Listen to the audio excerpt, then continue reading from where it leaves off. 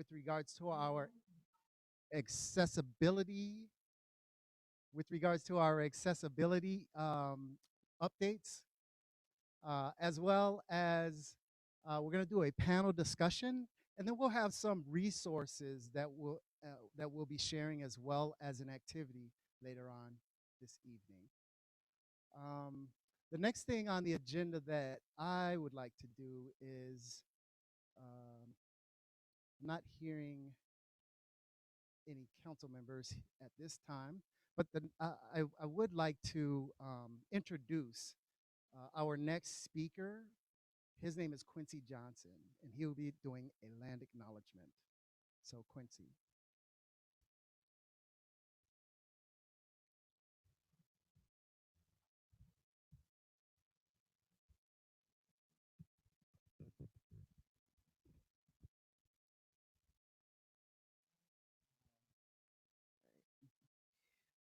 Hi, my name is Quincy Johnson, and I am working as a Cities United Youth Leader.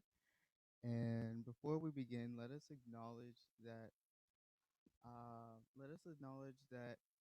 We are. Sorry.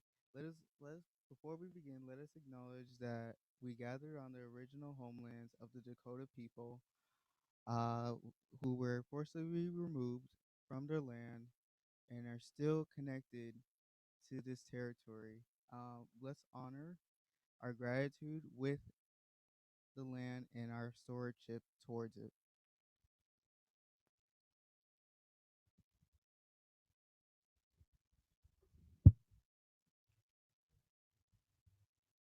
Thank you, Quincy.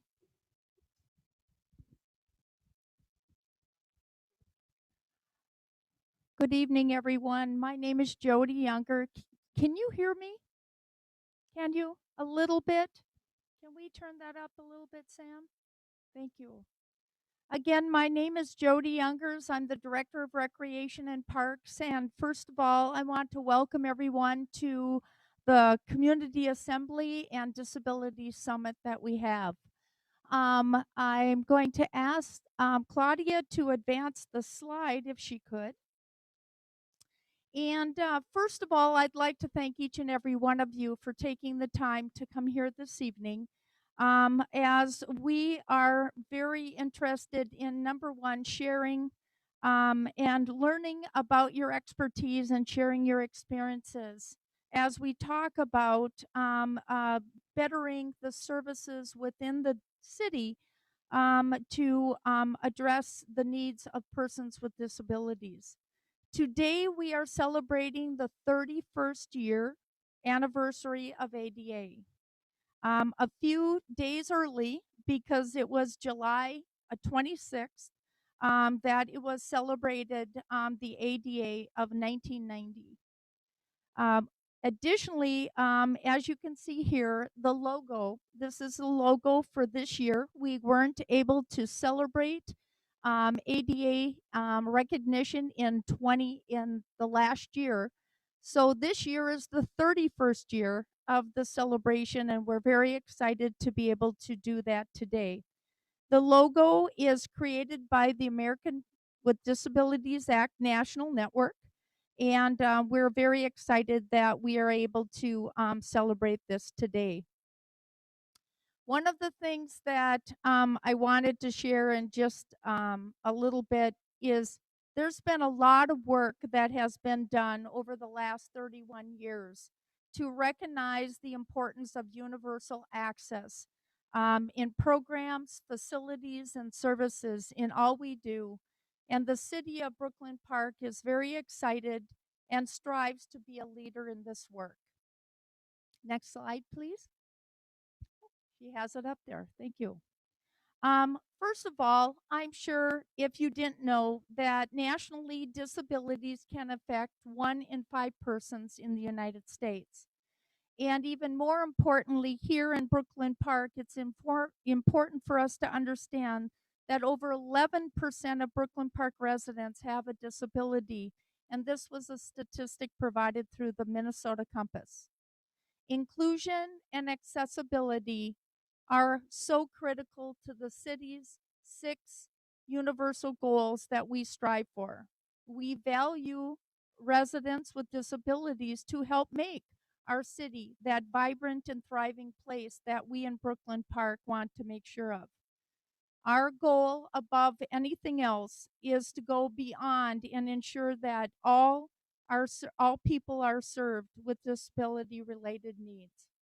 So today I'm excited that we are going to share some of the work that the city has been working on and to get your feedback, importantly, on how we can continue to improve the services of all members of our community, and in particular those with disabilities. So with that, what I'd like to do is turn it over to Josie, and she'll talk a little bit more about the day.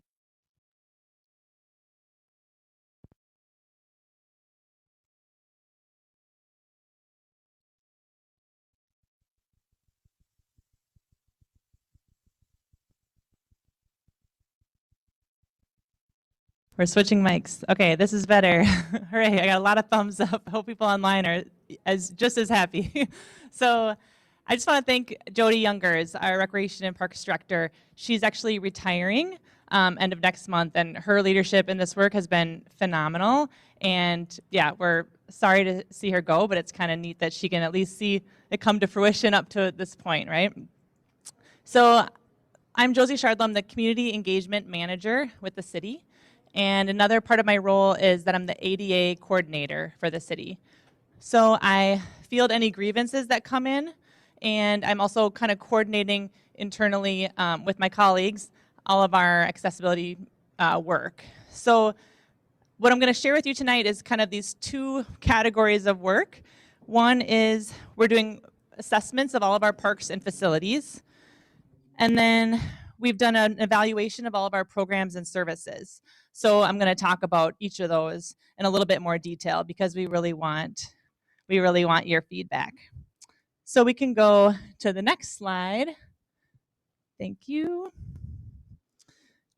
So when we talk about assessing our parks and facilities, what this means is we go out with a checklist and we check the height of the bathroom bars and the door pressure, the slope of all the paths, like super detailed, every single. So we haven't done all of them yet because it takes a couple hours to do every park.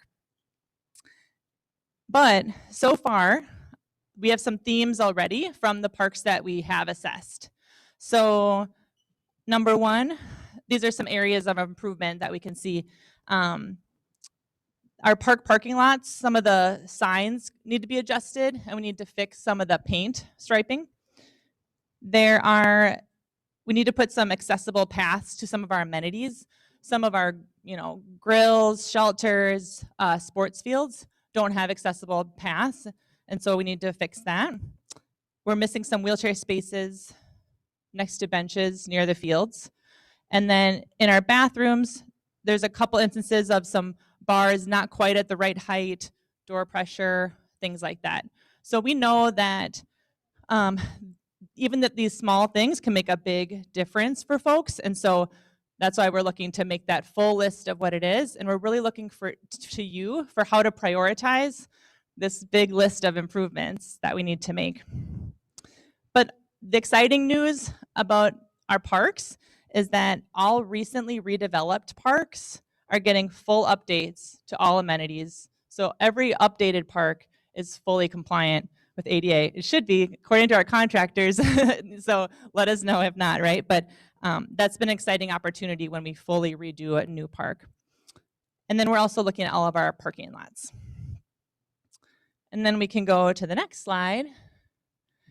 The other category I talked about was our programs and services. So we actually hired a consultant who met with staff in every functional area of our city to learn about all of our programs, services. They reviewed all of our documents, websites, hundreds of hours probably of interviews with staff. She gave us this huge action plan of improvements that we need to make in these spaces. So we're currently working through the items that she identified, and some of those areas are in our communications. There's a couple city ordinances we need to tweak to make sure that mobility devices are allowed on our trails, that kind of thing. We've already made some changes to our registration processes, things like that. Better promoting that people can request accommodations. But it's every part of our city. So elections, emergency preparedness, all of our program services, and then a big part of it is to do staff training. So we've been training staff in these various aspects of the ADA, inclusion, and effective communication, things like that. So we'll be doing some more. Senator Hoffman has joined us, so thanks, thanks for coming out.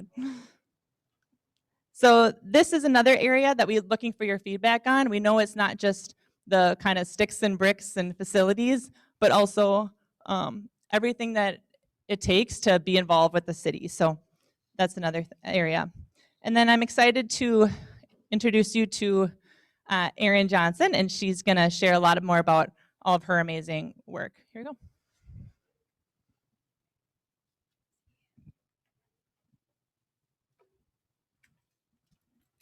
Okay, good evening, everybody.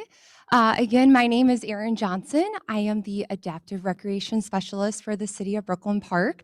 I am very excited to be here tonight to celebrate our first Disability Summit, and I want to thank everybody for coming out this evening.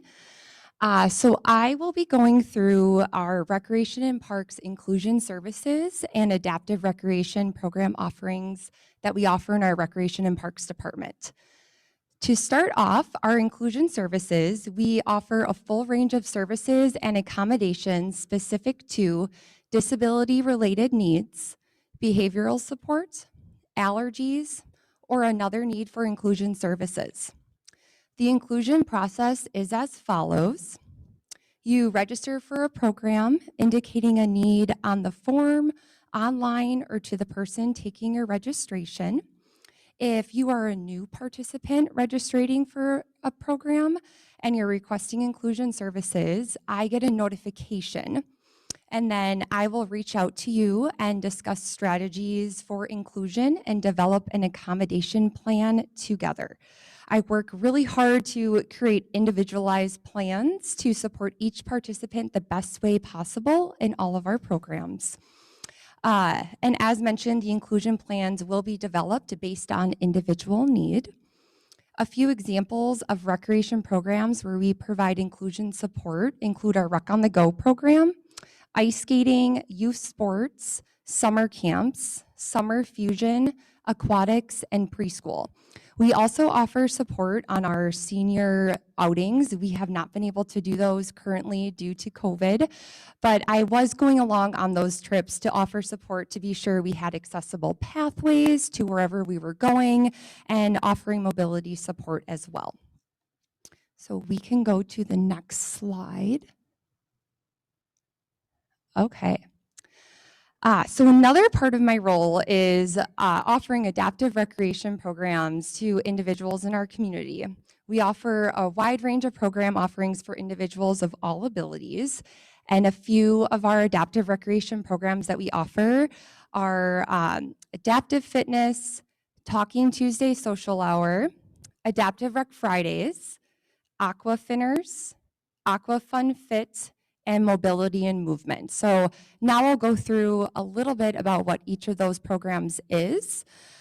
So to start out, Adaptive Fitness. That is a program that we are now doing in partnership with one of our partners, Reach for Resources. Jessie is there in the back, and she will be coming up later to be on the panel. This program is offered in person for all ages, and we do different fitness games and activities modified for all abilities. When it's nice out, we even like to go out on the grass here in front of the CAC, so that's always fun to do. Our other adaptive recreation program that we've done is Talking Tuesday Social Hour, and this has been offered for ages 12 plus, and it is led by a certified therapeutic recreation specialist. We partner with them over at Gillette Children's Hospital, actually. And within this, we do different facilitated conversations and activities to work on social skills with peers in a safe environment. That program is typically offered here at the Community Activity Center or out at any of our different parks in the Brooklyn Park community. The next program that I would like to discuss is our Adaptive Rec Fridays. This program is in partnership with Courage Kenny Recreation and Sports Department. Zach, who is with Courage Kenny, is here in the back, and he will be coming up to also be on the panel a little later on this evening. So this program is offered for youth and teens with cognitive and physical disabilities at Todd Anderson Field, our accessible wheelchair softball field at Northwoods Park here in Brooklyn Park. That's offered 4 Fridays this summer, and each Friday afternoon features a different sport or recreation activity. We have done some different yard games. We have done an adaptive softball day, and we have tennis and lacrosse coming up this summer as well. This past Friday, July 16th, was the day that we partnered with the Minnesota Twins for an adaptive softball day, and we had a wonderful turnout. That was a really fun day. All right, our next program is Aqua Finners. This is for ages 5 through 12 and is led by water safety instructors. It is held during quiet pool time to minimize sensory overload and distraction. And the participants work on basic water safety and introduction to swimming skills. Aqua Fun Fit is one of our newer programs. This is also taught by water safety instructors and is for ages 18 plus. Participants engage in various games and activities and is a really fun way to stay active in the water with their peers. We will be offering this for the first time this fall, and we are really excited for this new opportunity. Next is mobility and movement. This class is also taught by a certified therapeutic recreation specialist and is offered for ages 22 plus with chronic conditions such as fibromyalgia, multiple sclerosis, and arthritis. So this class, participants will engage in manageable stretching, cardio, and resistance exercises. We will offer adaptations and options to modify each exercise to meet participants where they are at in their fitness journey. So, oh yes, go ahead. Yes, so the question was what ages are for Aqua Fun Fit, and that is for ages 18 plus. Yes. So our fall Get Up and Go will be coming out August 24th. We will have this online on our Brooklyn Park website, and we'll also be mailing out copies to everyone on our mailing distribution list. So all classes that we will be offering this summer will be listed in that brochure with descriptions and ways to register. Does anybody have any questions about what I went over?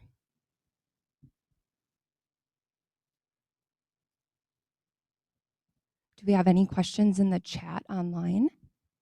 Yeah. Okay.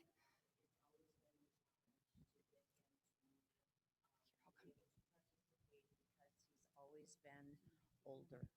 Not really. No, that's okay. Yeah. Okay, go ahead. Yeah, yes, I'll repeat it. No problem. Okay. Plus.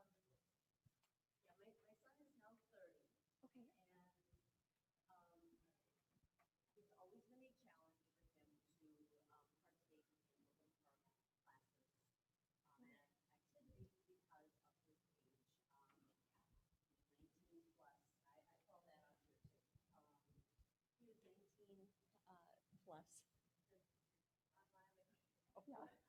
Thank you. Okay, my son is 30. He's wanted to partake in some of the activities here, and I've wanted him to partake as well. But he's never been able to because of his age, and the activities have always been for 18 and under, and including Zanewood. And I'm still, my heart is still angry, unfortunately, and that definitely needs to change.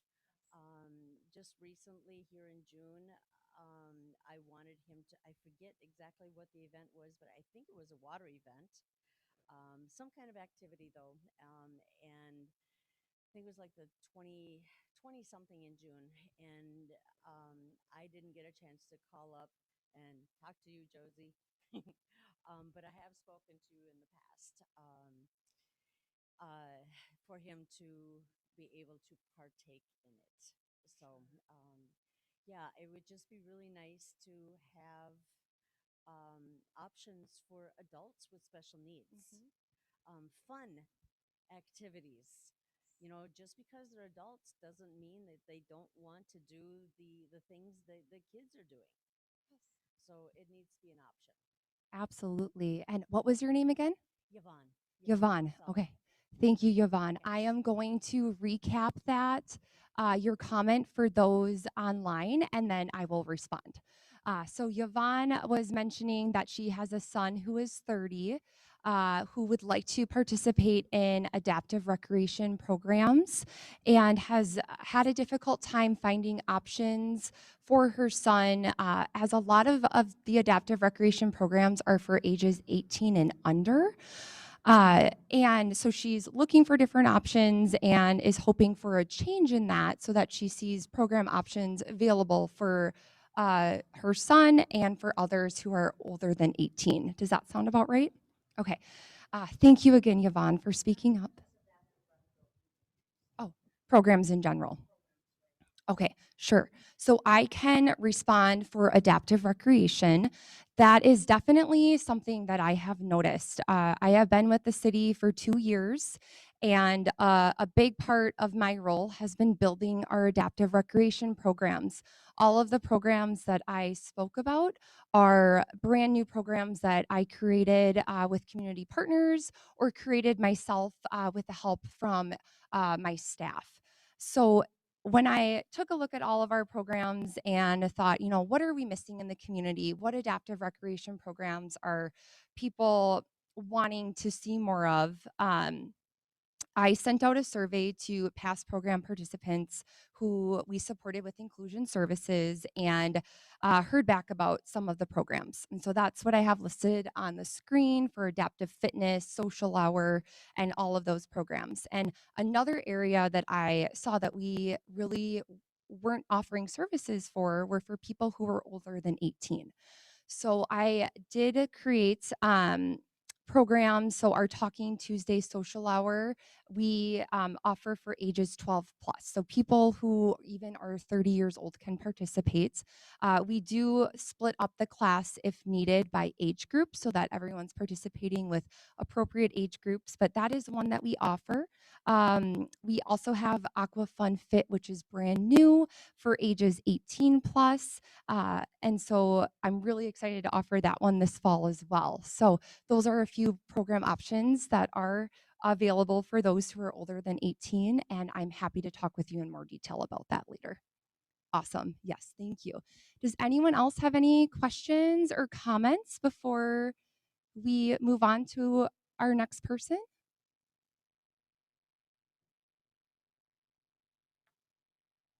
All right. Thank you so much.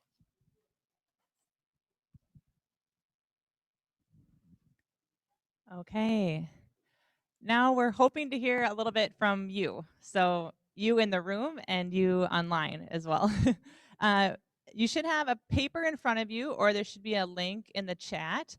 There's a little online form, and we're hoping to, we just know that some folks would rather write or type, and some folks would rather verbalize. So however you want to give your feedback, we'd just love to hear from you. So we just have 4 questions, basically. The first one is around what barriers folks with disabilities face in accessing our parks and facilities in Brooklyn Park. And if anyone, you know, actually, if anyone online wants to speak, could they unmute themselves and speak? Could we hear them? I don't know. So yeah, if anyone online wants to speak to that. Otherwise, the other barriers question, the second question is yes, if anyone would like, sorry, Josie, if anyone would like to speak online, please unmute yourself and respond to the question if you'd like. or anyone here. We can bring the mic out too, yeah. And then the other one is, so it's prescient that Yvonne brought that up, because the other question is, what barriers do people with disabilities face in accessing city services and programs? So anyone's welcome to speak to that, or write or type, whatever it takes.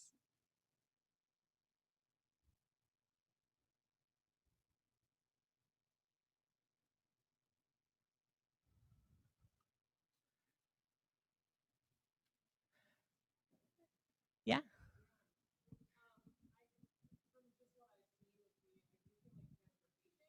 We could bring it if you don't mind. Then they can hear on you online.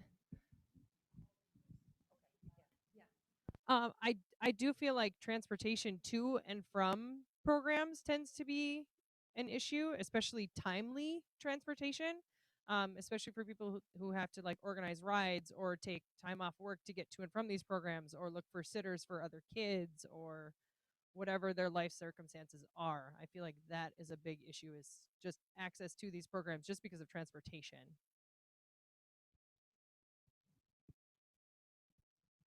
Got it. Great. Thank you. I hope everyone online could hear the comment about transportation and just getting to programs. Great. Yeah, it's a struggle for a lot of people. And then the third question is, what types of improvements should the city prioritize to be more inclusive and accessible to folks with disabilities? So like I said, we have a bit of a laundry list of things we know we need to shore up. And so we would love to know what people think we should prioritize. Like, even if you yourself don't have a disability, if you notice something common in the community where you think, ooh, how would someone do that? We just really want to know about it. So if you have anything off the top of your mind now, welcome to share it.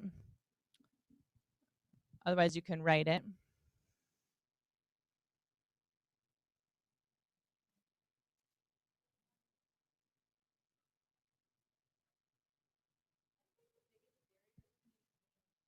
She's got you.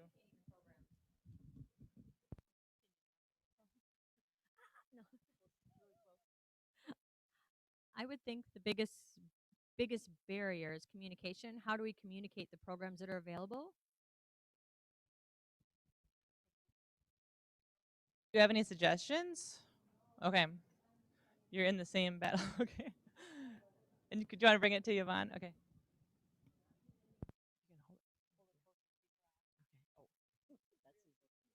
Okay.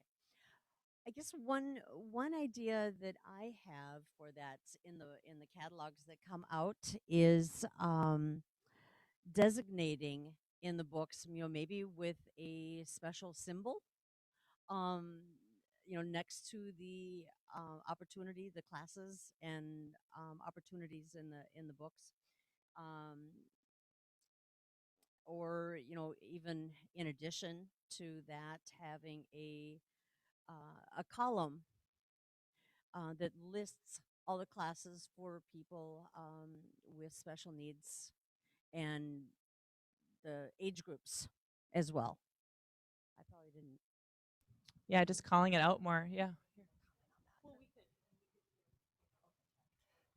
Okay, I can respond to that too. So, on our Get Up and Go brochure, we have an inclusion and adaptive recreation page. It's typically a couple pages within the brochure that lists our inclusion process that I went over, of how to register for a program and how to request inclusion services. And then we also list our adaptive recreation programs as well. And it'll have the ages, the program description, cost, and how to register. We also list our Reach for Resources adaptive recreation programs as well, which is one of our partners. I know I should have mentioned this too. They offer a lot of adaptive recreation opportunities for those who are older than 18 as well. So we list those. They are offering quite a few adaptive recreation programs this fall in Brooklyn Park. So I have all of that will be listed in our Get Up and Go brochure. And it's the title of those pages is Inclusion Services, Adaptive Recreation. Yes, and it'll list that at the top of each page, kind of on a banner. Yes. So coming soon.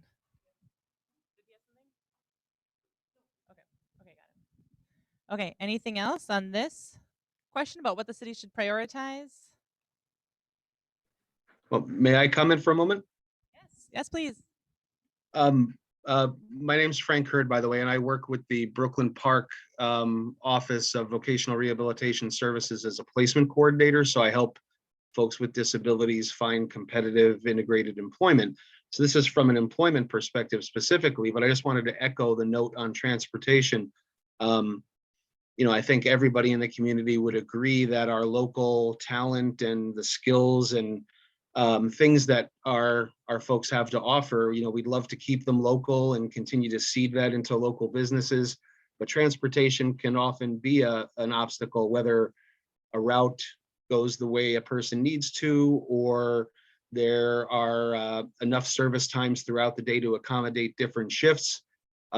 I apologize that I can much more easily point out the need than a solution to this, but I did want to encourage looking into, I know Lyft or Uber is doing a pilot project in the Southeast Egan area where they have, I think it's Lyft, where they've worked it out where parents can use an app to track their child's progress on a Lyft ride between two locations so that they always know where their child is. And it's helped in that area for allowing some youth to explore greater job opportunities. Just a thought. Thank you, Frank. I hadn't heard that. That's exciting. And co-signing the transportation.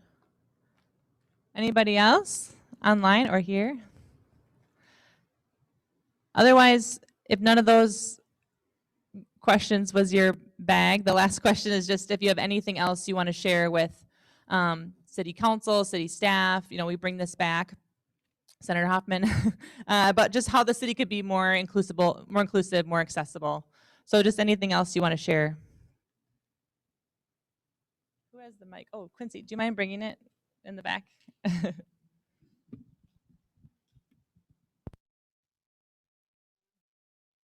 Hi, my name is Carrie. I'm with Osceola Schools. I'm a co-chair of Special Ed Advisory Council for the district. And just for me, things that I just want to commend Erin on her and Jen for their amazing adaptive programs for recreation. It is so fun. My son, who's 18, has participated in several of them, and it's really exciting. So I think more is better. I think there's so many individuals with disabilities of all that really love these programs, and I agree with the part of the communication, getting more out of how we can do that, and if it's something that we could possibly maybe share some of your programs within some of our announcements within our school is a possibility also.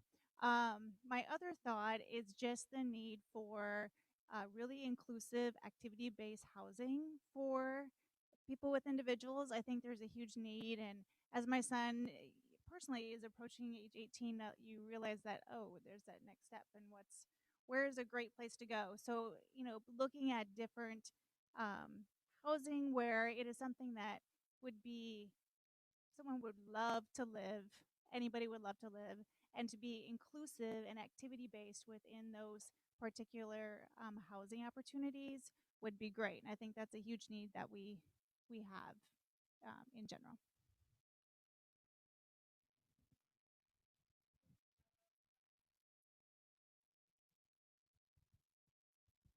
Thank you, Carrie. Hi, thank you so much. I'm Jillian Nelson with the Autism Society of Minnesota, and I'm urging most cities and most places throughout the state of Minnesota to stop looking at accessibility just from a physical standpoint. Traditionally, when we're having conversations about accessibility, we're looking at things like ramps and handrails or physical access to recreational activity. But then at the same time, when we go to places within our communities, such as celebrations or sporting events or community spaces such as this, there's very rarely any kind of accessibility for people with sensory needs, such as a quiet space or a calming center. And it's possible anywhere. I was just out at Twin Cities Pride this weekend running a sensory friendly space for a festival. I don't even know how many people are there. I know in the past it's topped over 400,000, but it's not something that's happening in every space. I am a firm believer that anytime there is an event that expects to have over 200 people, there should be a sensory friendly space available for people with sensory needs. We should also have all information in the city of Brooklyn Park and throughout the entire state of Minnesota for that matter be made available in plain language. If I can request something in Spanish, if I can request it in Hmong, if I can request it in Somalian, I should be able to request it in plain language as well for people with processing delays or intellectual disabilities.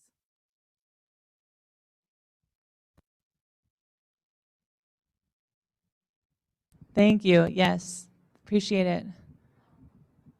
There's another person in the back. I Thanks. have, is this working? It is, okay. I have a dual diagnosis. I have a mental illness one, and I have trouble walking. Now, I love the park districts of Brooklyn Park. I live over on the River Road, but my walking has gotten worse, and that road, the one that's called the East River Road, I guess it is, has no places to stop and sit if you're moving. It has no porta potties if you need to go. I have lived in all over the Twin Cities area. I grew up in southwest Minneapolis, and there were always, you could find a place to go to the bathroom. You could find benches to sit on. You go down around like Lake Harriet or Lake of the Isles, and they have benches, and I need that now. I can't.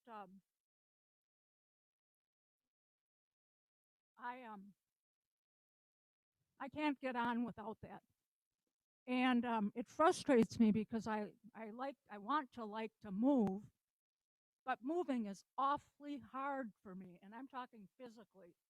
It's just gotten bad, and I go to PT and I do my exercises, and then I look at that road out there, that pathway that's part of the park, and I can't get there. So I don't have very many people in my life. I live in a group home, and I can't hog up all the time there with the staff. And I love that you're doing this, that you're having talks about this, and you're addressing it. That's great. But when I read that paper there, it was so broad. It was like, what did it say? Oh, what barriers do people with disabilities face in accessing parks and public facilities? That's a huge question. You to help us. That's I really you to help appreciate your feedback. Yeah, You know, it's a good example. It's like we know we need benches, but where would benches be most impactful? So we appreciate the feedback. That's what we're looking for today, and Yeah. and from now on, forever. So I just wanted to put my 2 cents in. And Perfect. Thank you. and that it's, I've been aware of this problem for a while. I have been getting weaker, and it's not the greatest, but I'm happy to be here, and I'm happy that I talked about myself, and I'm happy that I just put myself out there and said, this is a major problem in my life, in my personal life. Got it. So the trails need to be made accessible, where you can step off into a curb and then step up and only have to step up on a curb in order to access the. So this is where I live right now. Got it. We're so grateful that you came out. Thank you for coming out and sharing your story. Really appreciate it. Thank It's you. awesome. Yeah, go ahead.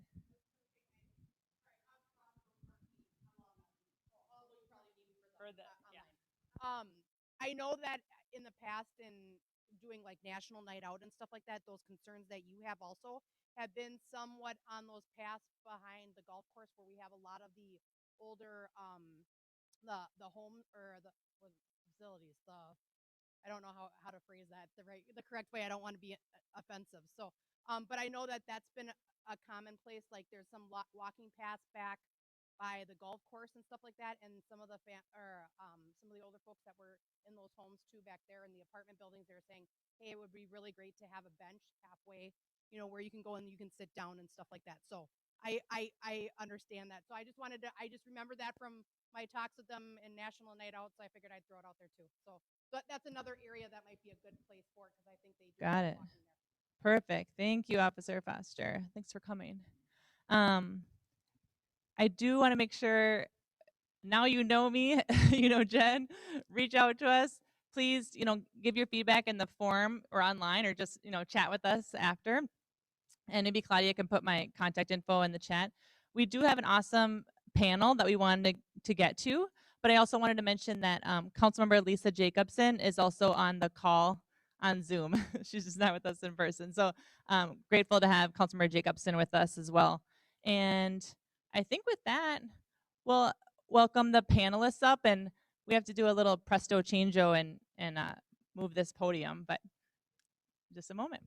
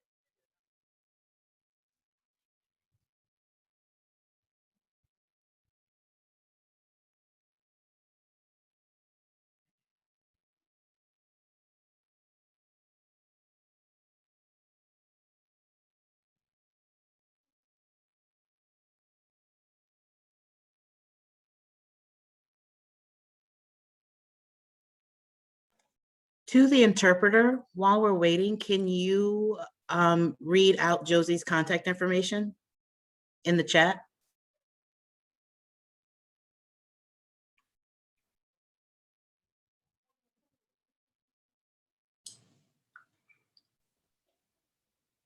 Sorry, you mean out loud right now? Fine. Sorry. Or well, they could. You can see it in the chat, but.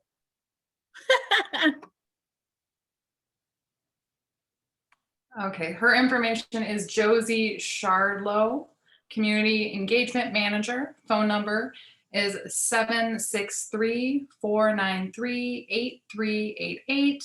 And then her email address is josie.shardlow@brooklynpark.org. Thank you.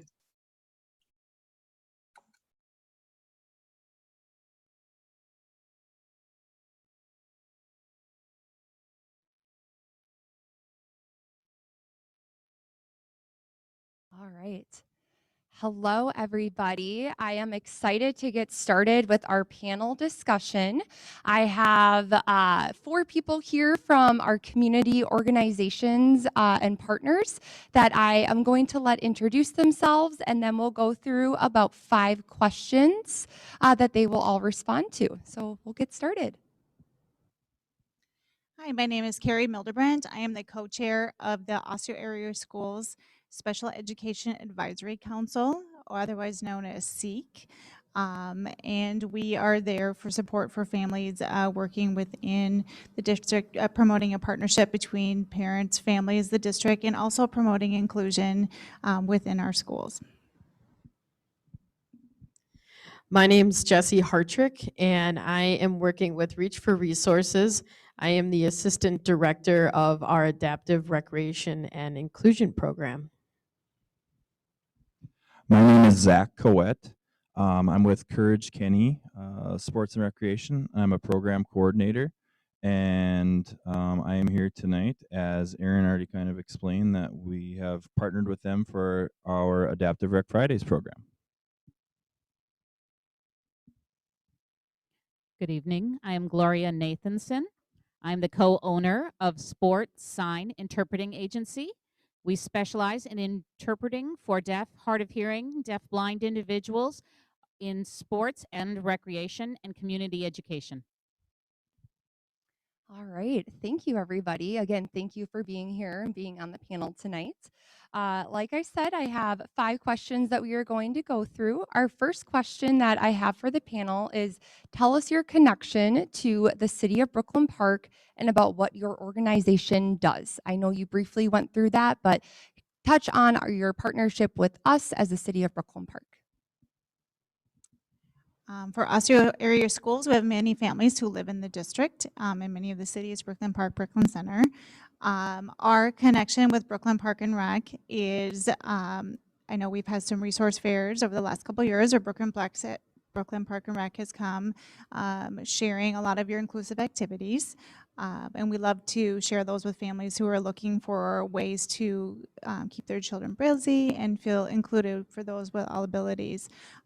Personally, as a parent, I have a son who's 18, almost 18, on the autism spectrum, and we have participated in many of the activities that you've heard about tonight and had a great time. So that is the connection that I have within Brooklyn Park.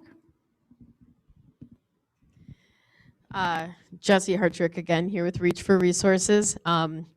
Our connection with Brooklyn Park, we partner with them with inclusions and also adaptive recreation programs, as Erin had talked about. If there's a kiddo that signs up for their program, their park program, and they need a little bit more assistance, they reach out to us. We come and we partner one-on-one, buddy with them, and enjoy the park program along with everybody else. And then we also host different adaptive recreation programs right here in the rec center. Coming up, we've got a really, really big one that we had to postpone, of course, last year. Our Ghostly Gala that brings hundreds of our participants and their families, and it is just awesome. It's super fun. So that's what we do with the Adaptive Recreation Department. We do adaptive rec programs for all ages and all abilities, and then we also do the inclusion part of things as well. With Courage Kenny's Sports and Rec program, we provide sports and recreation opportunities for individuals with disabilities, probably as young as 5 currently, and some people probably into their 70s, to be honest. We've partnered with Brooklyn Park, as I briefly touched on, with our Adaptive Rec Fridays program this year, which has been fantastic. But also we have people from your community that participate in our programs on a regular basis, and we also utilize specifically, it just changed names, so forgive me. Is it Mississippi Gateway Trail? It used to be the Coon Rapids Dam. So we utilize that a lot for our, it's a Three Rivers Park. We utilize that for our cycling program quite often. So Sports Sign, as I mentioned earlier, provides interpreting access for deaf, hard of hearing, and deaf-blind, regardless of age. We hear about the physical aspect, but ours is a communication barrier that don't have access to things that are auditory. So that's what the interpreters provide access to. I am a new owner of this business, and it was formerly had been owned by someone who set it up 27 years ago because they saw that young people were not able to access out-of-school activities. You know, I know everyone agrees that quality of life is not just in the classroom, but access to recreation, sports, and community events. So it's very important. When she retired, she went to sell the business, and it seemed like no one was ready to do that. As a person who utilizes this service, and I have deaf children myself, I recognize that there was a need to have this service available. So we purchased the business and want to continue to provide this service to deaf and hard of hearing and deaf blind individuals, regardless of age, so that they can be part of the community. Wonderful. Thank you, everybody. Our next question. Today, we are celebrating the 31st anniversary of the Americans with Disabilities Act. What does the ADA mean to you or the people you serve, and what would be your ideal way to celebrate? I think the ADA means to the people that we serve is just to be, for students to be able to be involved in, with disabilities, be involved in everything else that students without disabilities are involved in. And I think that's so important, is kids just want to be kids just like everybody else. And for us to be able to ensure that all the accommodations are provided for students so they can have, basically do everything else everyone else was. So I think that's really important part. And I think to celebrate is just for everybody to have the opportunity to be together and to enjoy each other for who we are. That's the biggest way to celebrate. ADA for individuals that reach for resources works with is really being able to get out in the community, being able to access and also have things adapted for them as they see fit. And along with being able to feel like anybody else, going out to a movie, going to, you know, a restaurant, just being able to feel included and welcome. And then a way that I think would be really cool to celebrate would be having a block party.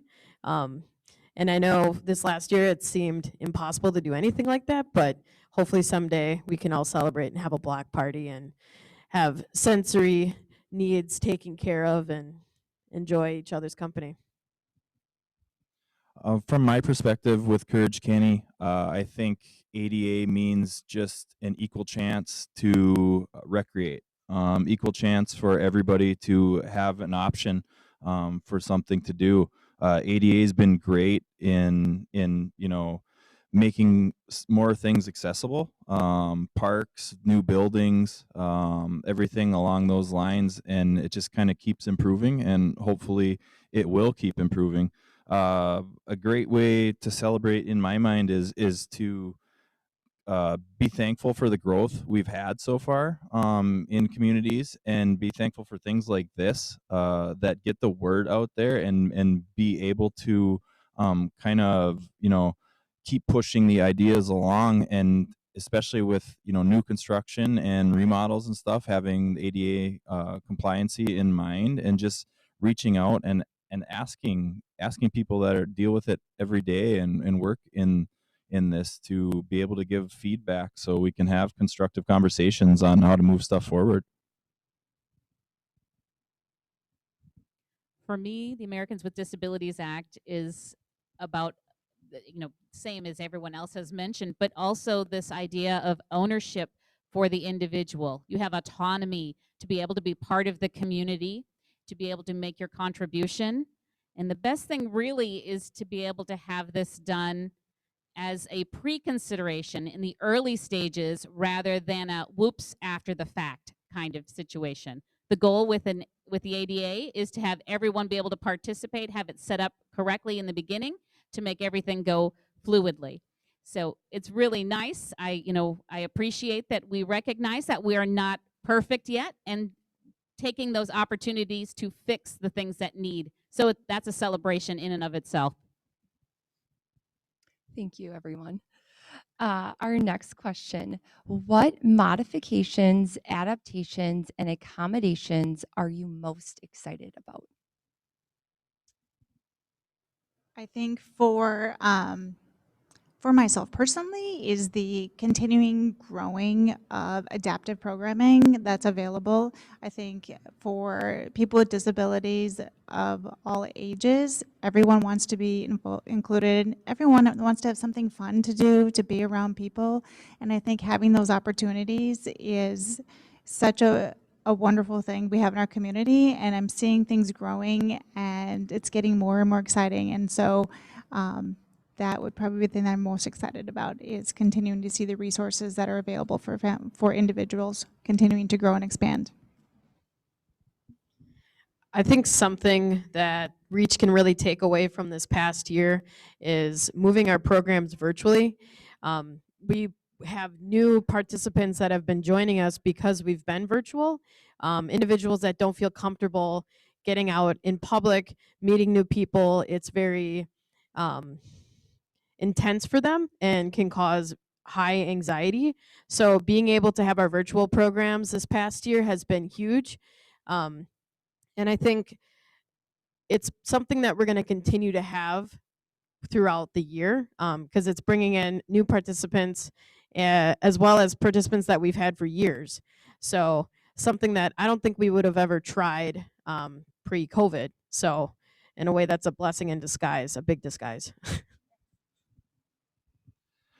I'm pretty excited about moving forward is that, you know, communities, governments are taking into account how a space or building can serve everybody, whether it's, you know, signage or wider doorways or even, you know, accessible bathrooms. Things of that nature is exciting. And also from, you know, a sports and rec background is just the advancements in equipment and stuff. Like things are coming along every day that make easier for people to get outside and enjoy the things that they want to try to do or that they used to do and are no longer able to do, maybe from an injury, and they can get back to it. I'm excited about seeing the commitment and investment in this type of work. It's wonderful to see. We know that it's possible, and it's nice to have that be available. So I do want to commend Brooklyn Park on that and on all levels, parks, the community, the government, that dedicated commitment to the arrangement, the array of needs. Thank you again. Our second to last question, how do you see ableism showing up and how do you handle it? I think ableism is kind of a two-part perspective.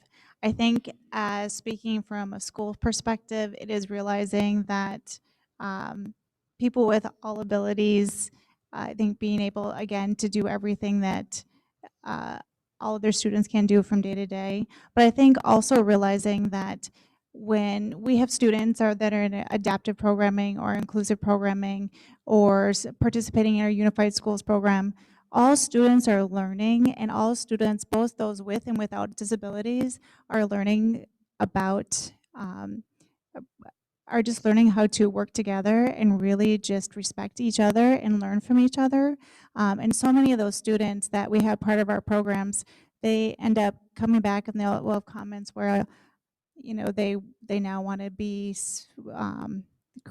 part of, they want to be a speech pathologist, or they want to do something working with individuals with disabilities.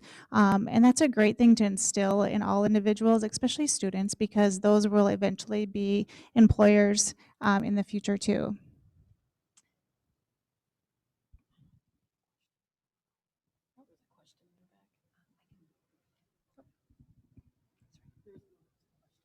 Oh, there's a question. I'm sorry. Yeah. Oh, the question is, what are they learning about? Was that for Carrie? Sure.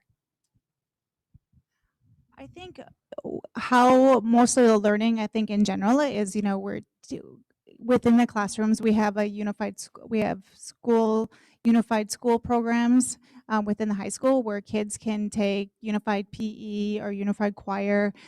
So they're working side by side with students with disabilities, working together. So we're having those type of programs. We also have some inclusion programs, unified school programs within Osceola area schools. So it's more just being all students being included in the classrooms, working side by side.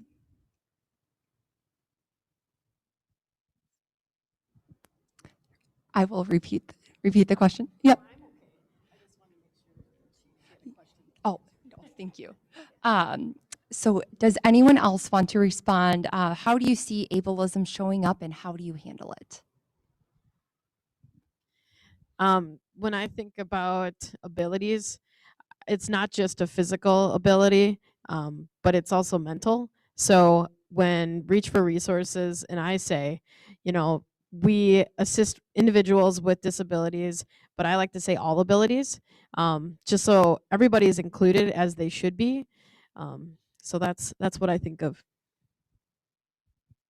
I see it, ableism showing up in, you know, people saying that an adaptive athlete is so inspiring, when it's not necessarily that they're inspiring. They're doing what they want and what they love, and a lot of times they're in competitive sports. I heard a good quote about this when asked. I looked up, basically for a good quote like this.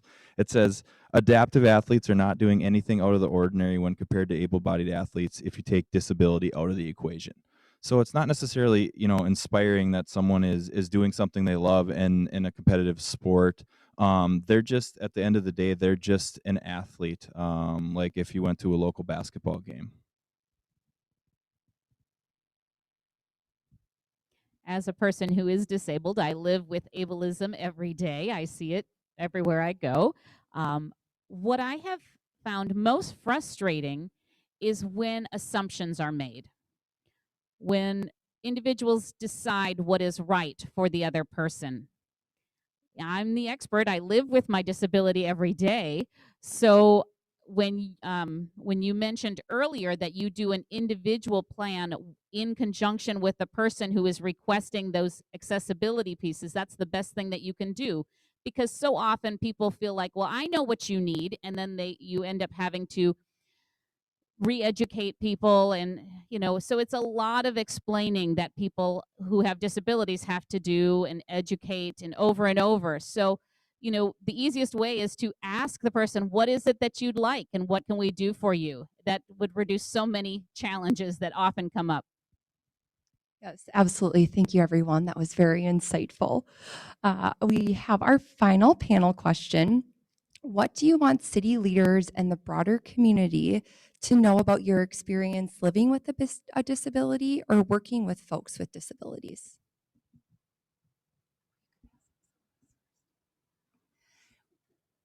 I think I'm gonna go this way. That's fine.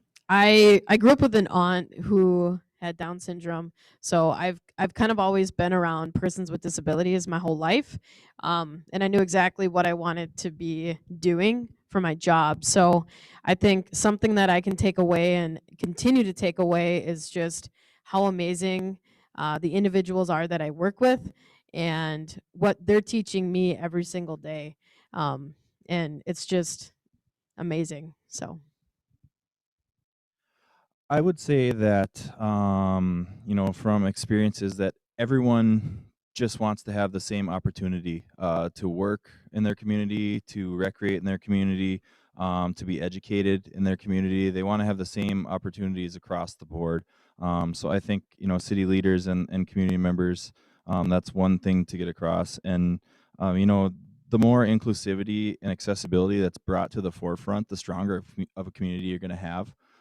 So if we just keep kind of always constantly improving and looking for ways to be more accessible across the board, I think it'll create a stronger city of Brooklyn Park.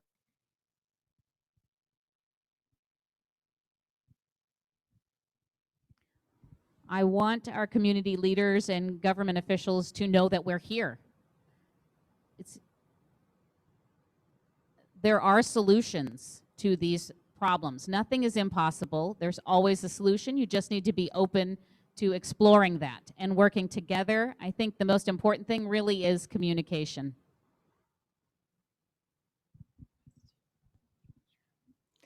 Absolutely. Thank you, everybody.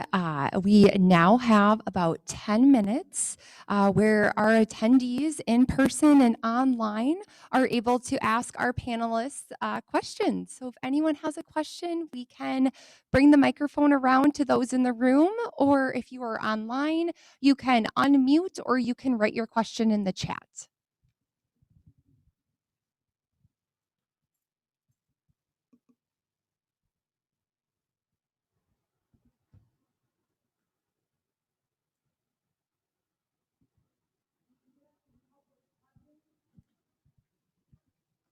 Oh, your question was help with funding, is that correct?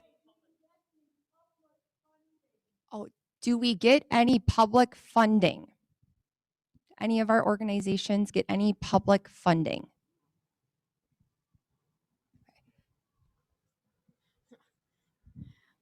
So Reach for Resources is a nonprofit organization. So we rely on really amazing donors and other donations, and that does come from the community, I suppose.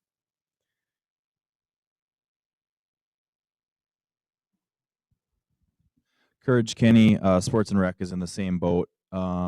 We rely on philanthropy and community members that like to donate. And also we have an amazing array of, I want to say it's over 600 volunteers to help with our programs.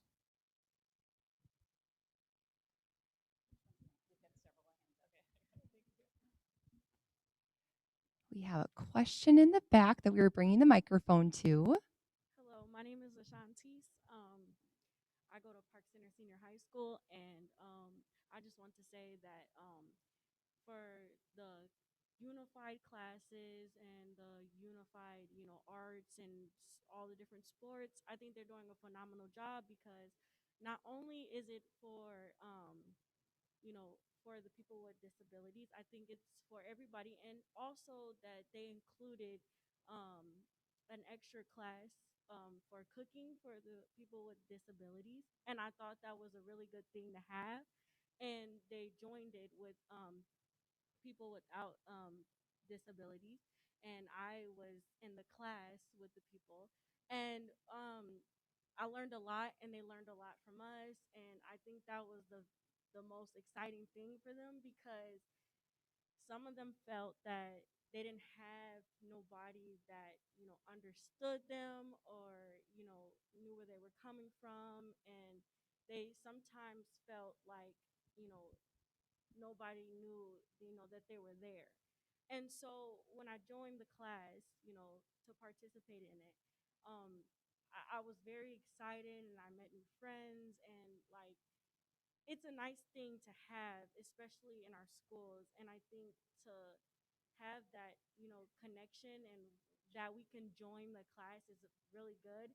And I want to thank the people who started that, and I think that's a really good thing to have. And I know a lot of kids that outside of it, and I seen them outside of school, and they're like, hey, I really appreciate you for being in my class, and I'm like, yeah, of course, it's really cool to have that. And so for the people that's like, what about, is my kid okay at school, is they making friends? Yeah, they are making friends. People like me, they're making friends like me, and I think that was one thing that could be brought up, and that was really nice to have at school. So they are adding extra things at our school for the kids to have, and for all ages and everything. It's awesome. Thank you so much.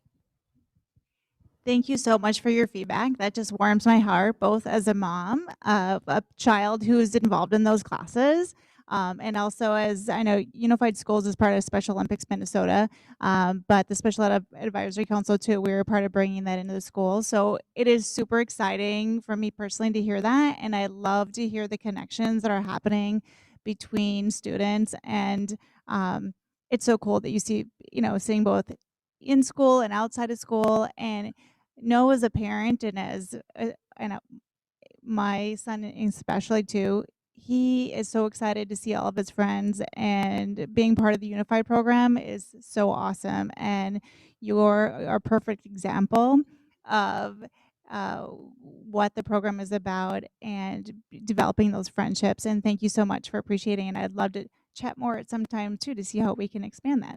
So thank you. I appreciate it.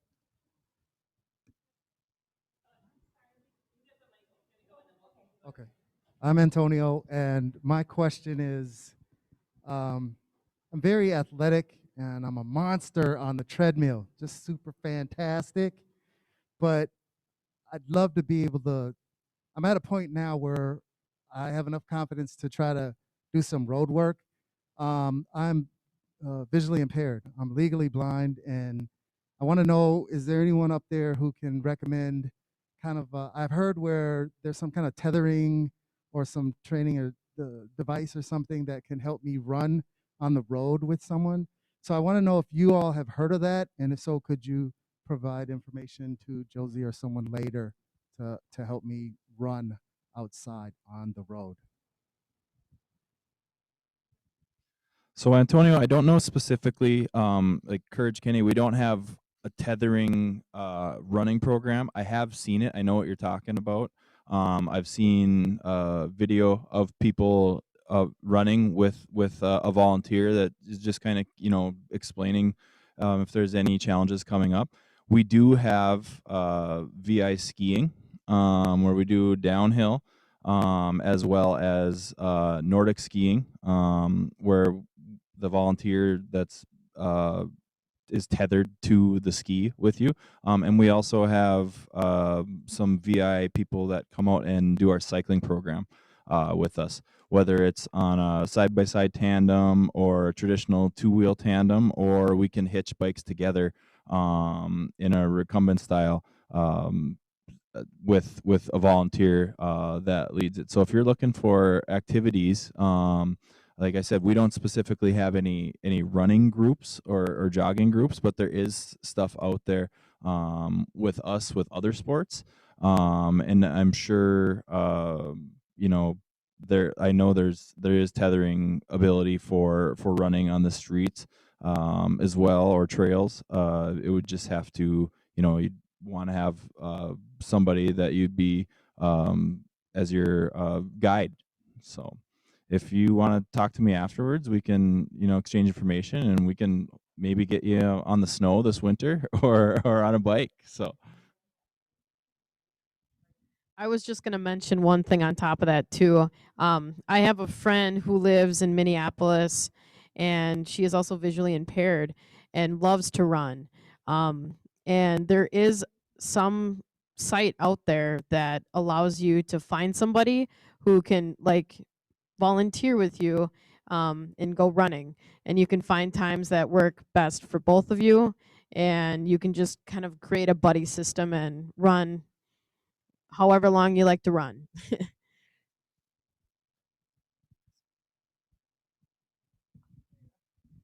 We had someone post in the chat, United in Stride is a tool for uniting visually impaired runners and sighted guides. So the website is https://www.unitedinstride.com. Wonderful. Thank you to the person online who sent that link. And I know we had another question over here.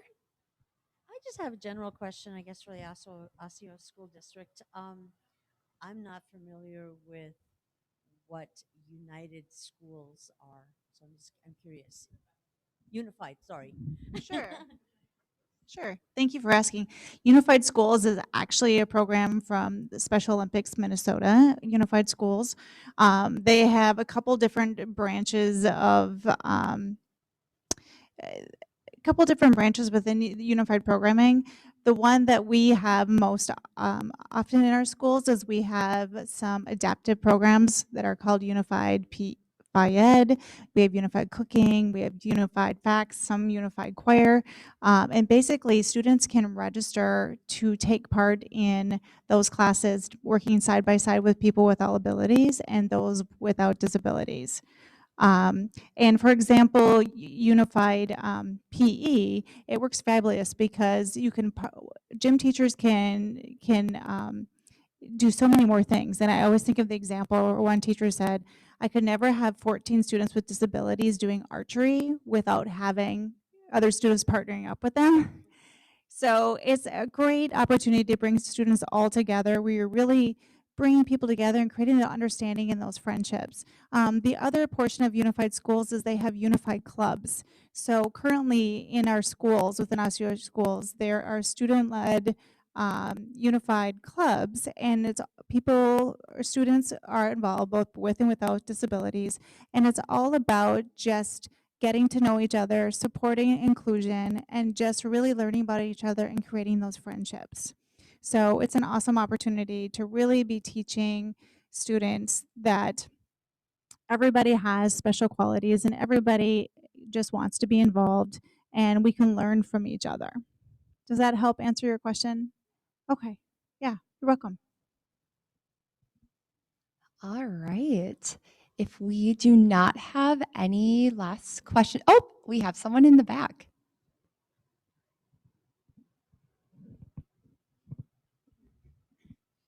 You guys can blame Sam for this because she wasn't able to be here tonight, but I came in her place. Again, Officer Foster, Brooklyn Park Police Department. I just want to thank the panel for coming because I think it's always, I love learning. I've always been that type of person that's loved learning. And I've been blessed in my career to be able to work at Ann Bremer and Northwest Tech as one of their school resource officers. I've also worked down at Brooklyn Middle and gotten the chance to hang out with a lot of the kids down there. One of my favorite things I just wanted to say when I was down there was that the special ed department did a potato like Wednesday thing, and it was so much fun to go see the kids and see all the amazing things that they could do. They would take the money from us, they'd like prepare all the things. I thought it was just amazing. So I just, like I said, I just would like to thank you guys for all the stuff that you do. I have gotten the chance to fish with Special Olympics athletes, which I found amazing. I'm not a big fisherman, so luckily the guys that I've been stuck with are really good at fishing because I don't touch worms. But it's been really fun. So I just appreciate you guys coming out and kind of sharing the things that you have, and like I said, and partnering with us as a city to help us become more inclusive. That's all I wanted to say. Sorry. Thank you so much. So again, I would also like to thank the panel for coming. I do appreciate the partnership with each and every one of you for our department and for our city as well. So we will have some time later on to mingle and everything so that you'll be able to ask additional questions. Those online, you should have Josie's information or mine, or we can even drop that in the chat. If you have any questions that maybe you weren't able to answer or you think of later, you can always email us and I can pass that on to our community partners as well. So again, thank you so much everyone for being on the panel tonight. Erin, I do have another message from Will with CAPI USA Benefits Enrollment Center. If anybody is interested, well, hold on. My screen is too small, hold on. So it's from Will with CAPI USA Benefits Enrollment Center. He had to leave, but he put this, it's for any community member who'd like to learn about getting help applying for various public assistance programs or learning about other programs we have to support our community members, like our food shelves or MFIP departments. If anyone's interested, please feel free to reach out. His email is WILL.LUCKER@capiusa.org, or you can give him a call at 612-756-8958. The address for CAPI in Brooklyn Center is 5930 Brooklyn Boulevard in Brooklyn Center. Wonderful. Thank you so much, Will, for sharing that. So again, I would like to thank the panel for coming up and sharing about their organizations and answering the questions that we had. And now you all can take your seats and we'll move on to the next part. Thank you so much.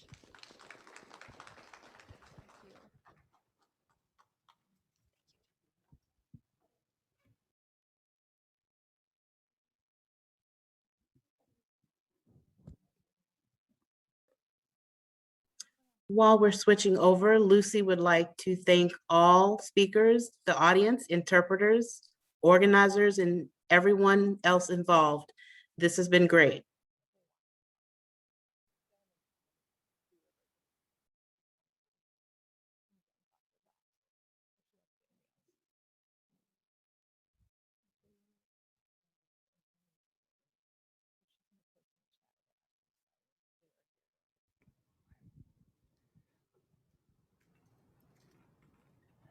Okay, so the next part, we do have a few more community organizations here that I would like to invite up. We have Jen, our representative from the Brooklyn Park Police Department, and then representatives from Three Rivers Park District. If you would like to come up and say a few words about what you do, your organization, that would be wonderful. You can come on up.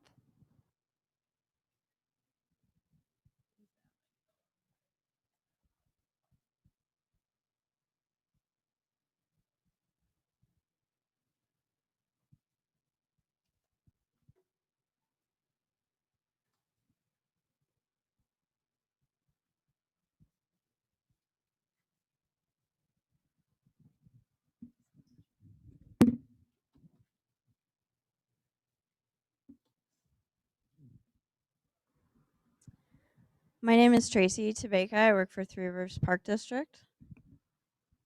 And I'm Ellie. Three Rivers offers adapted programming in both winter and summer activities. We have adapted mountain biking, archery, Nordic skiing, geocaching, kayaking, canoeing, also fishing, all sorts of programs. So if you're interested in anything, please visit our website at threeriversparks.com and then give us a call. We'd like to get people involved.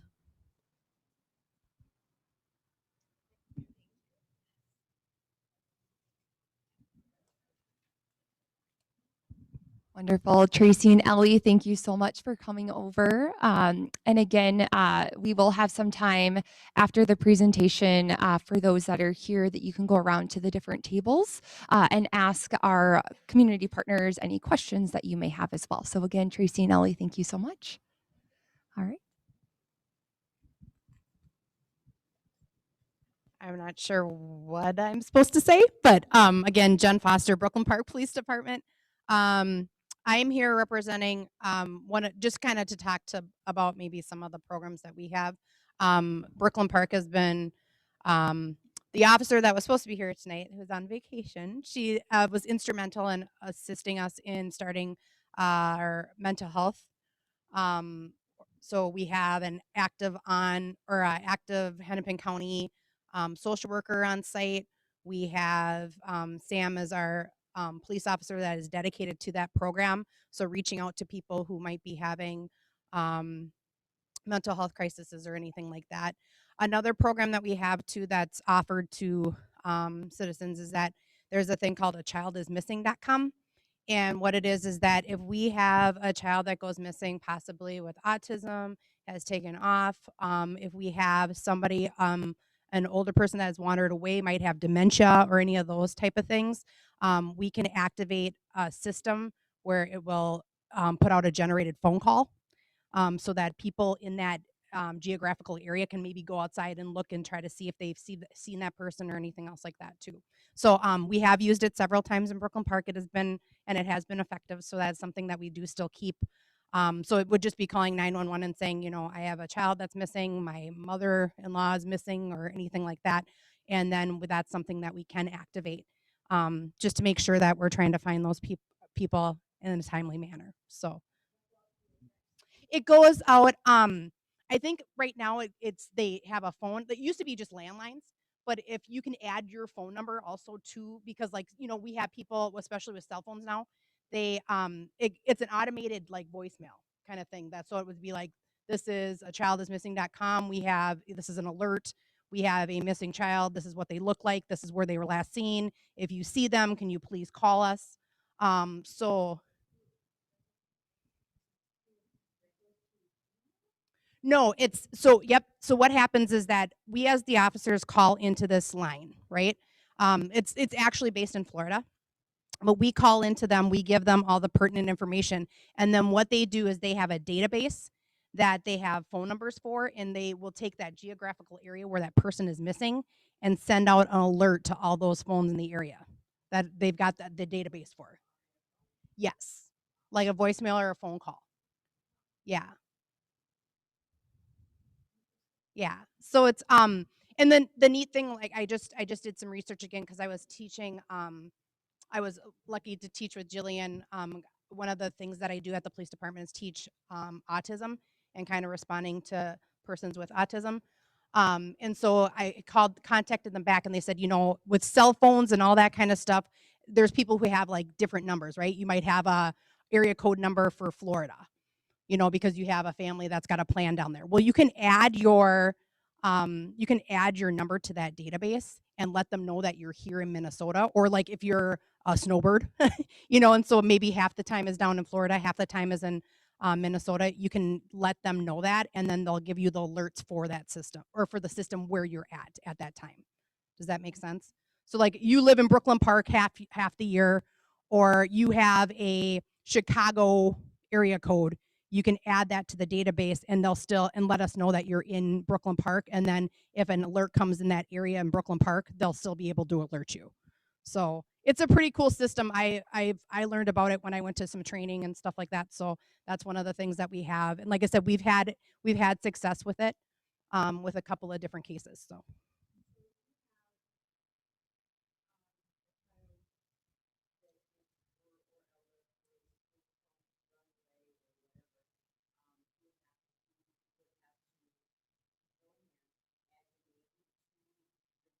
Database. Yep. No, not necessarily. Like I said, that the database or like adding your phone number to that is just so you get those alerts. So, like I said, you call 911 and officers respond to the scene, and we might have a missing kid, right? We're going to do the best that we can. We're going to get other cars in the area. We're going to start looking for that kid or that missing adult. And that's just another resource for us if we're thinking that it would work. They've been seen in this area. They've been missing. It's not to the extent of an Amber Alert.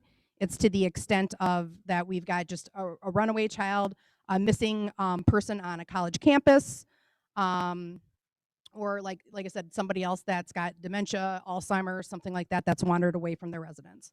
So those are some of the ways we can use it. Wouldn't it be easier though to do an Amber Alert? I mean that type. So an Amber Alert takes certain criteria.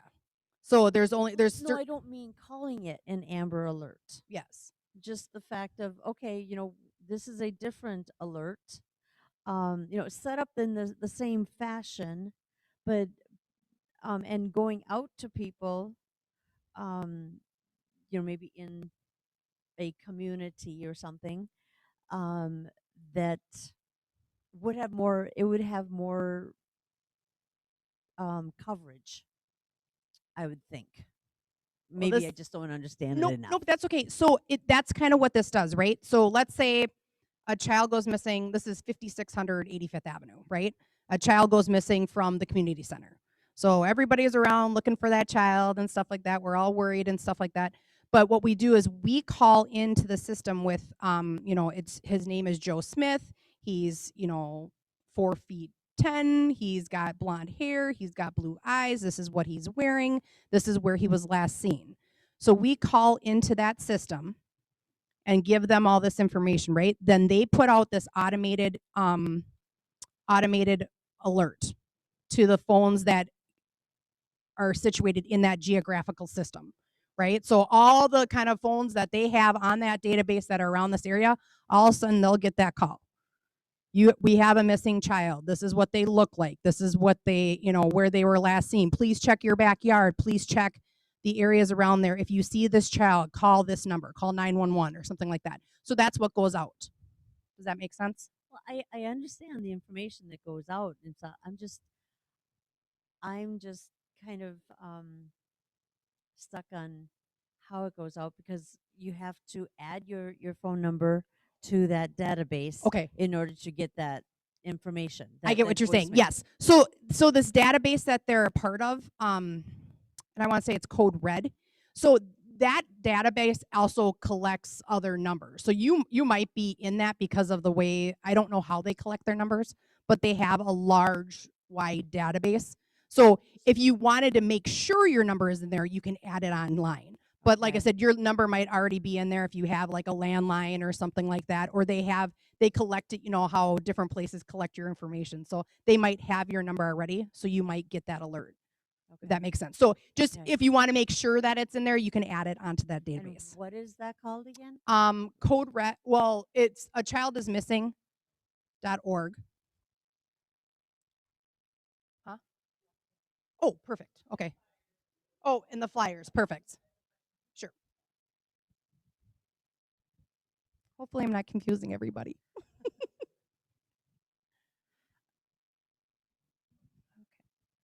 So the question we have in the chat, is it set up that we can let you know to alert us when a child is found instead of police? So if police spot them, they could call a parent to go get them instead of having the police pick them up and bring them home. I mean, that would be something we would be coordinating anyway, as like most of the time it's the parent that reports them missing, and that's just us doing an extra added piece potentially if we feel that it's beneficial at that time. But yeah, I mean, usually we would be coordinating with the parents if we can't, like there's times too where we find children that have wandered off. They might be in an apartment building and all somebody calls on them. What we usually do is we just take them up to the PD and we try to, contact maybe even management of the company, hey, we got a kid missing. And usually somebody calls within a few minutes and we're able to get that child reunified. Does that answer the question? I don't know. Okay, no problem. So that's just kind of a little bit about some of the things that we have. Yes, Sam?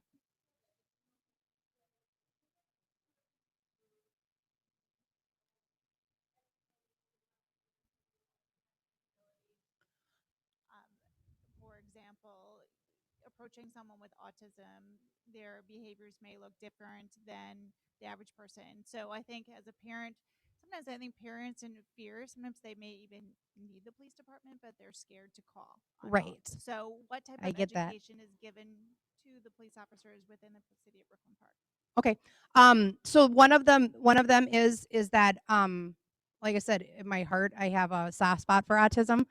Just because I know there's so many people with it, like young children and adults, right?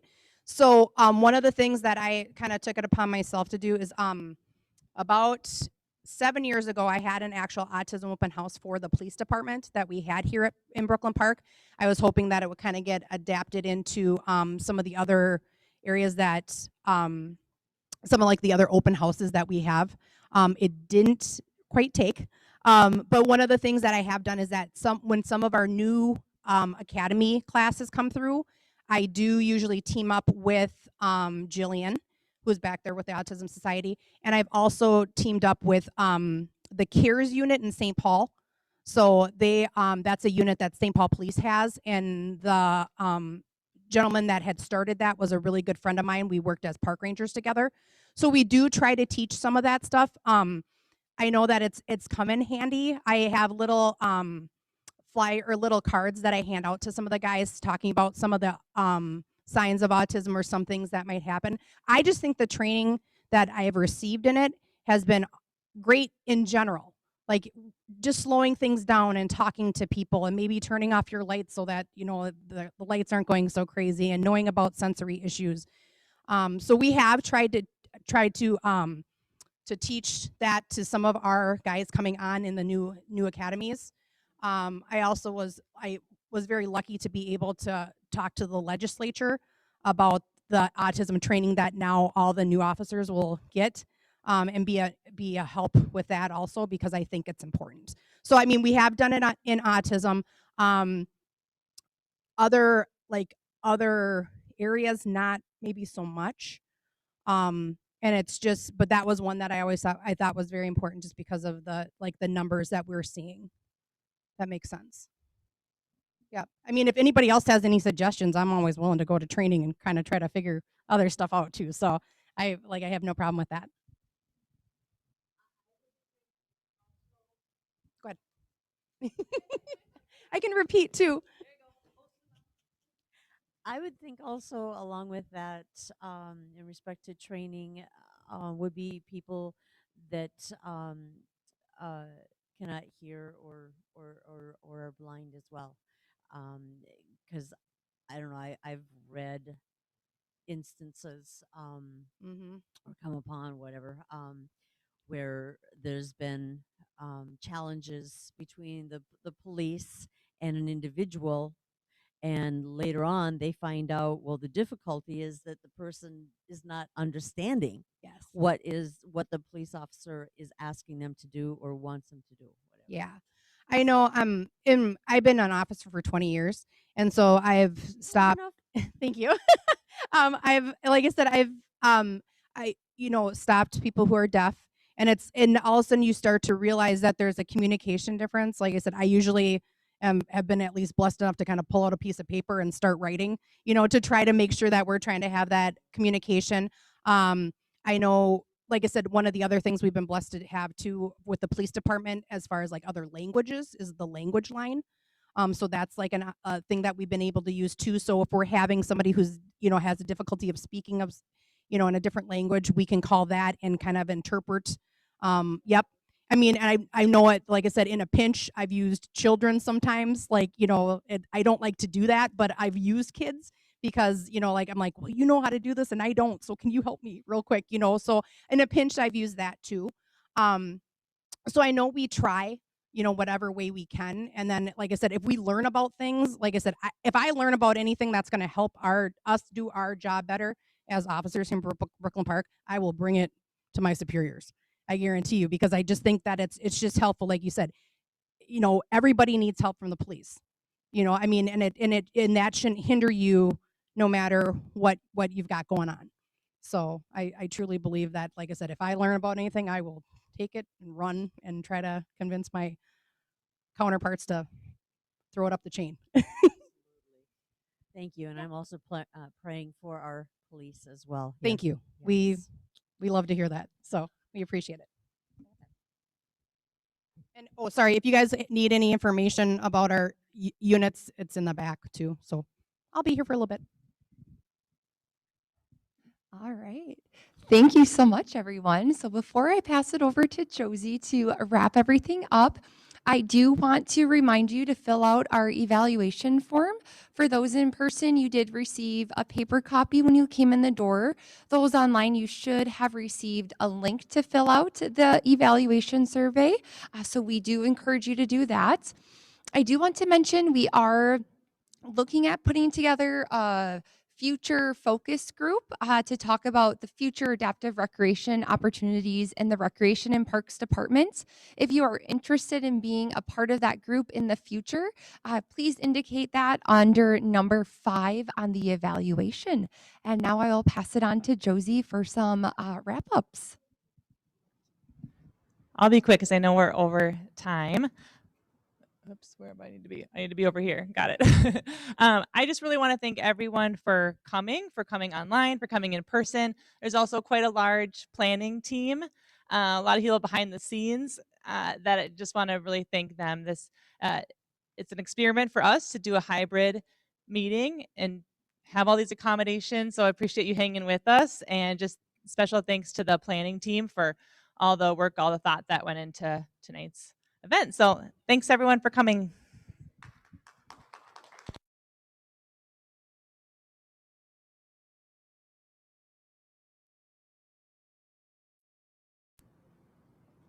Are we end? Can we end?